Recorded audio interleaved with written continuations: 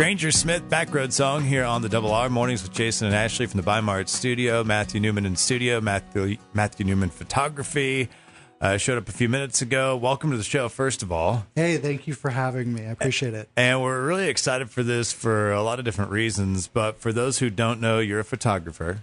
Yes. And photography is, well, I guess just tell people what you do with photography. And that's not your main source of income, and right, is like it a hobby? Like, I guess this is what I need help understanding Passion? here, because I know Ashley's done a lot more of a deep dive than I have. I just like to look at your work, and really enjoy your work, and I know she has done the deep dive. So I'm just really curious, like, how much of it is a hobby, and how long have you been doing it?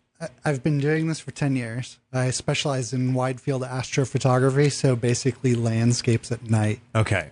And I got into it 10 years ago, and it was just a way for me to get into photography that was a unique way to bring in the outdoors and just capture literally the light and the darkness. Okay. So With 10 the stars, years ago.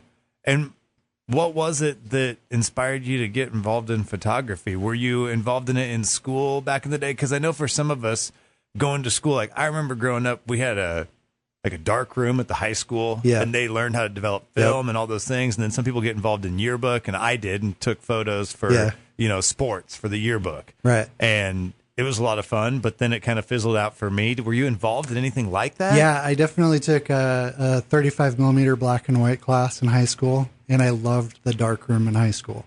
So that's definitely... Because you like to skip class and hide, or because I know for us that was a thing? No, I actually did a little bit of that too. Because I did some photography for the business and marketing class, and I'd be like, hey, I'm going to go into the dark room. I'll be back. I'm processing pictures. Oh, the bell rings. School's out. Cool. But that's kind of where it originally started, was in high school. Okay. And fast forward, 14, 16 years later, I was like, I want to get into photography. With the photography that you do, a lot of the pictures you have, it's like a trek to get these specific shots that you capture. How do you prepare for all of that? Well, I mean, I do a lot in Crater Lake in the winter, and that takes serious preparation. I kind of tell people, especially in the beginning when I got into this, I would plan a picture that would literally take me on a journey. So instead of going on vacation to go take pictures, like I literally planned pictures that took me on this like crazy epic journey. Your Crater Lake photos are so stunning, and that's something that we've talked about more recently, and kind of where the ball got really going, and with what you had to do to get to the watchtower at Crater Lake, and you had this incredible footage of a video kind of going through what that takes, because not just anybody can go on a trek in the snow to do that. Like that's crazy and awesome. Yeah. I mean, for the historic auroras, I hiked all the way out to the Watchman Fire Lookout, which is about 4 miles. When it was all on snowshoe, I was carrying 60 pounds worth of gear. By yourself? By myself. Yeah, it's definitely a haul. It's a big mental game to get out there and put yourself in that situation in the first place. I have many nights up. I've shot over 100 nights at Crater Lake alone. Wow. Is there a reason you go by yourself and don't take someone with you? Not a lot of people like staying up all night and losing sleep.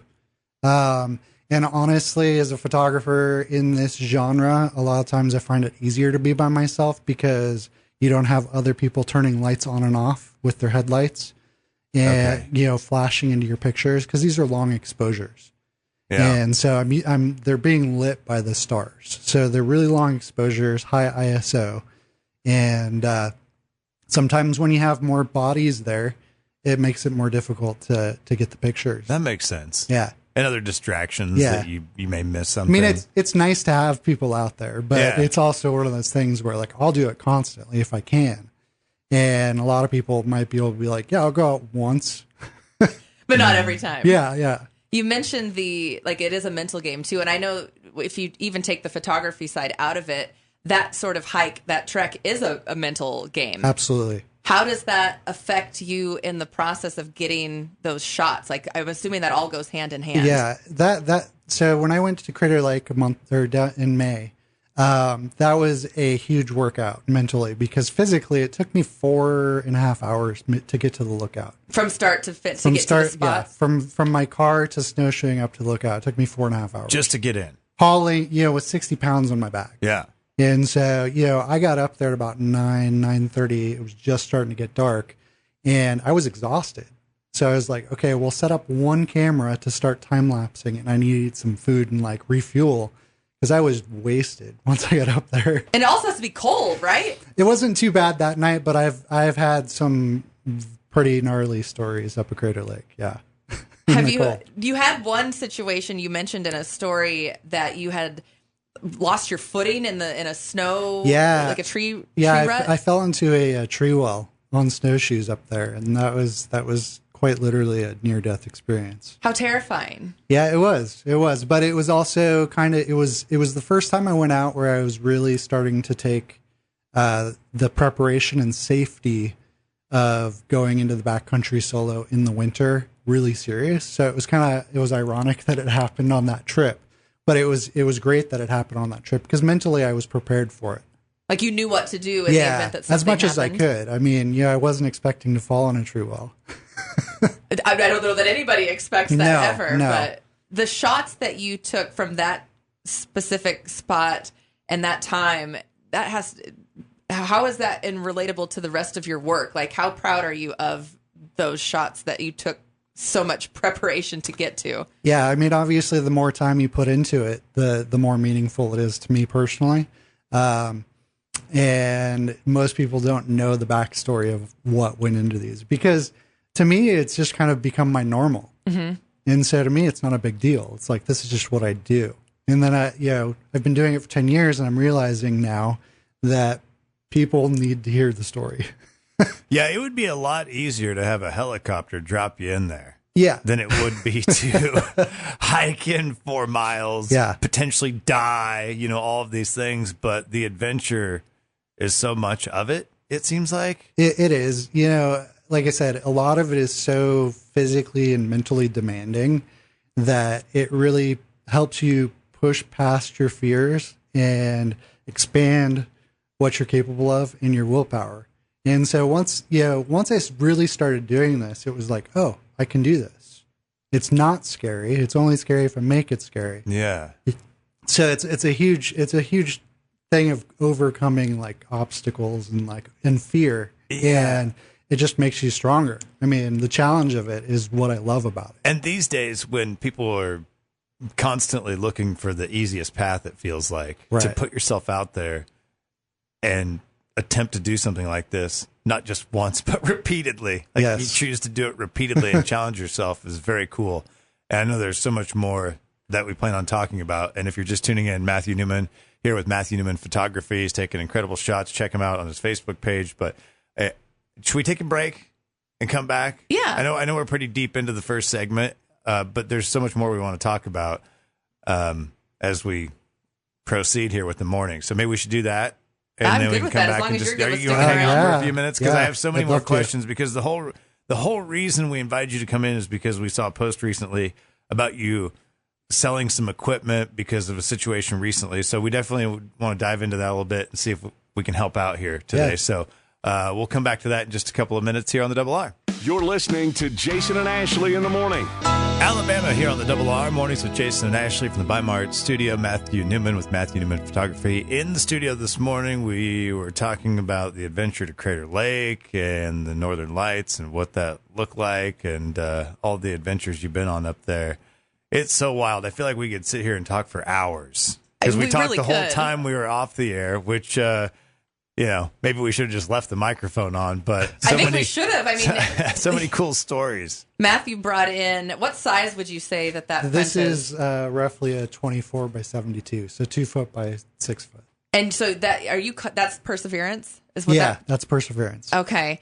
If you guys get a chance, I strongly encourage, you can go to MatthewNewmanPhotography.com, and the pictures you can see, to have him roll this out and physically see it in person, and to be able to get close enough to see so many details that I don't feel like people can capture in just every photo you see I mean, both Jason and I think we had goosebumps. Your hair stands up a little bit. I tried to get a good video and some pictures that I will share on our morning show Facebook page shortly. But what you do is absolutely incredible. And Thank you. I feel like you call it perseverance. Can you say why you chose that name? So perseverance really is kind of the whole 10-year story of my photography, because it really was, it was a matter of learning the skills, getting out there, and persevering the obstacles to get out there. I mean, hauling 60 pounds, 4 miles each way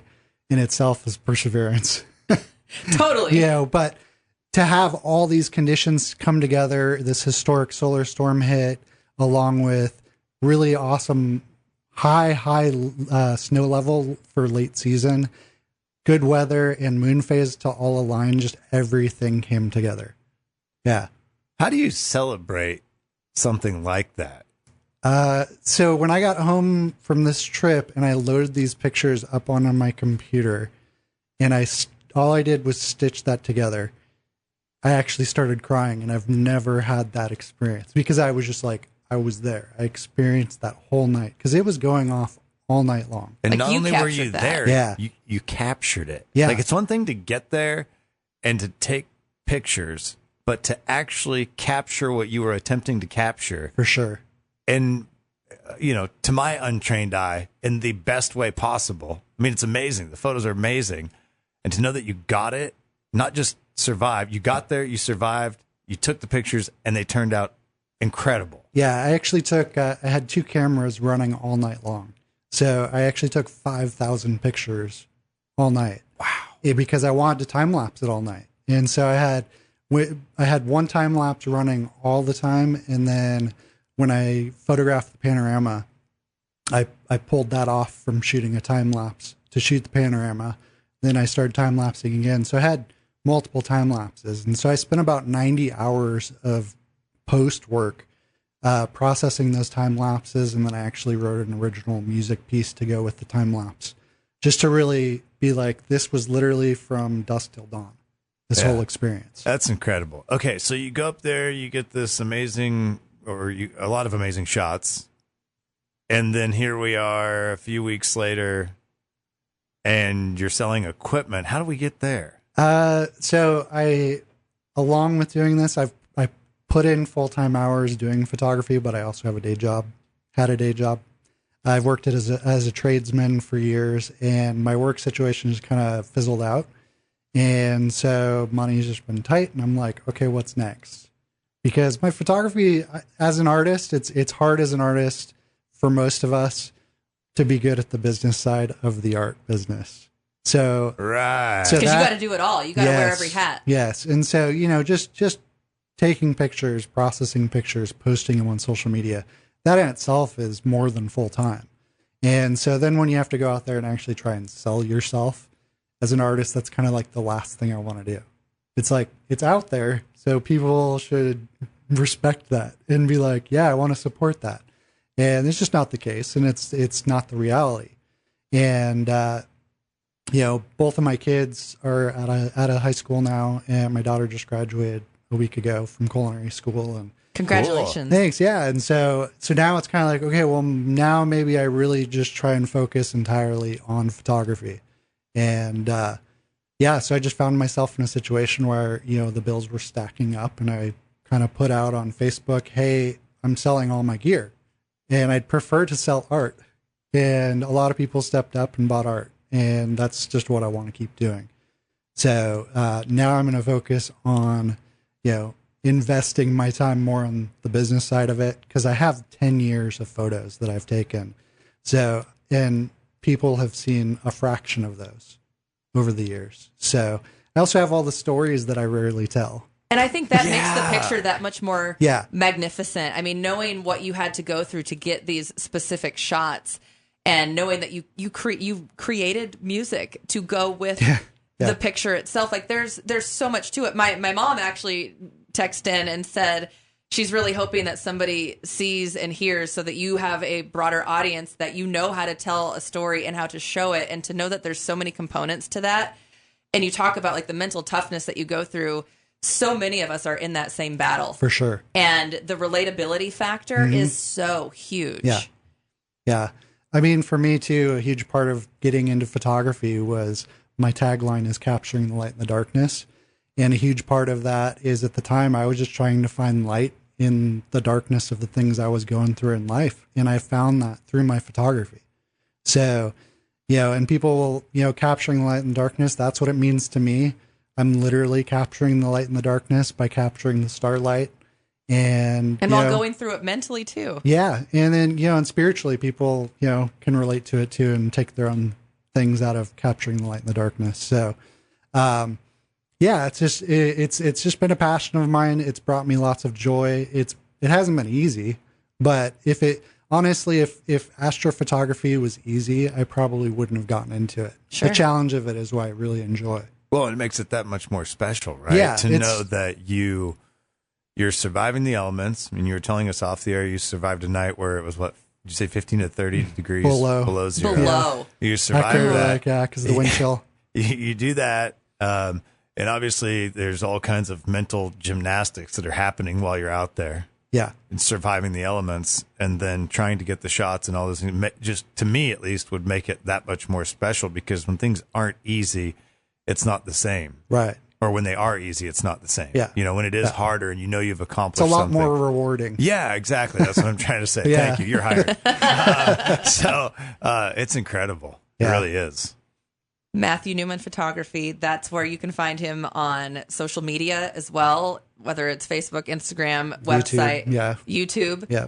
There are prints available for purchase on your website. Yes. I purchased a print yesterday. I've actually been wanting to purchase this specific print for a while, and I just did a sunrise hike on Lower Table Rock, and you have such a beautiful photo with the Northern Lights from April of last year. Yeah, that was another really strong solar storm, and I got really lucky that I was able to capture that so close to town. It's so magnificent to look at. Like, I think anybody that looks at your photos should just be in awe of all of them, like what you've gone through, like even some of your selfie shots where you're in them or set up your camera to capture you in those moments. It's like what you've had to put yourself through to get these shots. Like Jason says, it is all so much more rewarding. It's not just, going outside and taking a picture. Like, there's so many components to it. There definitely are. It's amazing. Well, this has been a lot of fun, and it's nice to finally meet you. I feel like there's probably so much more we could talk about. But the most important thing here is support his work if you like it, and hop on the website, check it out. If there's something there that you like, go ahead and pop on it and help Matthew out. And it almost feels like, I don't know if it feels this way to you or not, but when you have a difficult situation like what you're dealing with, a lot of times it's just preparing you for the next thing. At least that's the way I feel. Ashley and I are weird like that. We talk about this a lot. We do. And usually the tough times are just to prepare you for better things that are ahead. And maybe that's what's happening here. Perseverance. Exactly. Absolutely. And I'm actually excited for you, even though there's a rough spot here with the real job and all that, because oftentimes it pushes people into an uncomfortable spot that maybe encourages them to do something they wouldn't have done if it wouldn't have been forced upon them. Change, I think, creates growth. Yeah. And absolutely. so it's hard to get out of that comfort zone sometimes, but that change is usually what will create the growth. Because the unknown is scary, right? Yeah. Like it just is, but it's not always, it doesn't end up being that way all the time. Yes, sometimes it does, but oftentimes if you put in the work and you're dedicated and you commit yourself to whatever it is you're passionate about, things tend to work out. Yeah. So I'm excited to see where it goes. Do you have plans for other locations that you want to get to? Because obviously Crater Lake we've talked about a lot. We talked about Table Rock and some of those shots, but are there other places that you want to get to? I've photographed a lot of dark sky places up and down the West Coast, and portfolio is pretty built out. There's other places that I would love to go to someday, eventually internationally. Like, I'd love to go down to Patagonia or New Zealand and shoot the southern sky, because it would be a totally different perspective. Yeah. But in the States, I mean, off the top of my head, I'd love to go back up and do some more Mount Rainier stuff, which is a pretty common spot. I mean, I try not to go to a lot of places where lots of people go. That makes sense. I like to try and, even if I do, I try and find a more original composition if I can. So, yeah, so there's always places. I mean, it's just, you've got to drive and get away from the light pollution. Yeah. So it's a huge part of it. Takes a while to get there, doesn't it? It can be hundreds of miles sometimes. So. Well, we're going to continue to do what we do, which is follow you. We've been following you for years. We will continue to support your work. Absolutely. We will get your website and some pictures posted up on our social media and hopefully continue to spread the word, because you are doing such amazing work. And I think the more people that hear your story, the more relatable it is. And that's just how it works. Yeah. Thank you. Thanks for having me, guys. Yeah, thanks for getting up early and coming in. I mean, you stay up all night long, so it's not, not as hard for you as it is for other people to get in here early. So we greatly appreciate it, and we've really enjoyed your work. And you're welcome back anytime. If there's something you want to pass along, we'll have you back. Yeah, sounds good. Thanks, guys. Jason and Ashley want you to be part of the show.